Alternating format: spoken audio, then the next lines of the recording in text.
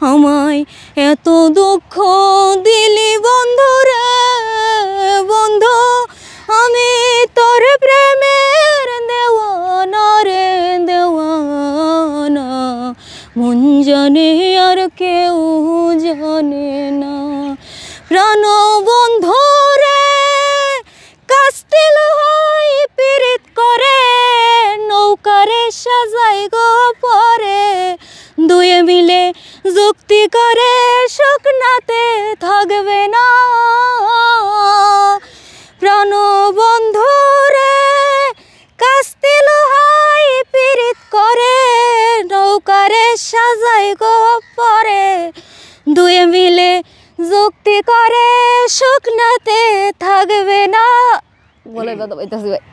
প্রাণ বন্ধু রে কাস্তিল হয় পীড়িত করে, নৌকারে সাজাই গো পরে, দুয়ে মিলে যুক্তি করে শুকনাতে থাকবে না।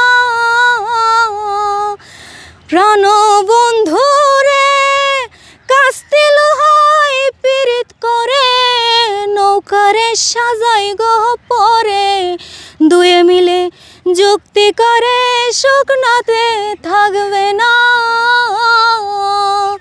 এখন জলের তরে ভাসে পীড়িত রে বন্ধু, জলের তরে ভাসে পীড়িত রে বন্ধু, জল ছাড়া সে বাঁচে না রে বাঁচে না, মন জানে আর কেউ জানে না।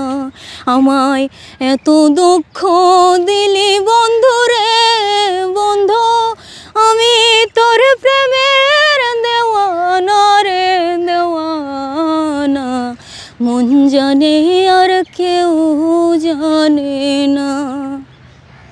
আসলে দর্শক, মন জানে আর কেউ জানে না, যার যার দুঃখ আসলে সেই জানে আসলে কত কষ্ট। দেখেন আসলে কত কষ্টের গান, এই গানগুলো যখন শুনি না আসলে চোখ থেকে অটোমেটিক পানি আসে, হৃদয় ভেতরের গান। আসলে তুমি এত কষ্টের গান কেন গাও? কিছুক্ষণ আগে তুমি হাসলা, কিন্তু গান গাওয়ার সাথে সাথে তোমার মনটা নরম হয়ে গেছে এবং চোখে পানি ছলছল করছে। একটু বলো তোর কারণটা কি? না না, কোনো কারণ নয়, মানে এমনিতেই মানে এই সাবজেক্টের গানগুলো অনেক ভালো লাগে। মানে তোমার জীবনে কি আসলে কোনো দুঃখ কষ্ট আছে? একটু সত্যি করে বলবা, পারিবারিক হোক বা অন্য প্রেমের সম্পর্ক হোক। না না না, এত কষ্টের গান ভালো লাগার কারণ কি? ভালো লাগে আমার আগে থেকে, মানে এসব কষ্টের গান অনেক ভালো লাগে। তো দর্শক, আসলে মিষ্টির সাথে হঠাৎ আবার দেখা হয়ে গেল। মিষ্টি একটা গান শোনাল আপনাদের, কষ্টের গান। আসলে এই কোয়ালিটির গানগুলো বেশি গায়। তো মেয়েটি আসলে কণ্ঠ সুন্দর, দেখতেও মাশাআল্লাহ খুব সুন্দর। তো যখন গানের ভিতর চলে যায় তো দেখিনি আসলে গানের সুর টান সব কিছু আমার কাছে ব্যক্তিগতভাবে ভালো লাগে। এখন আপনাদের কাছে কেমন লাগে জানি না।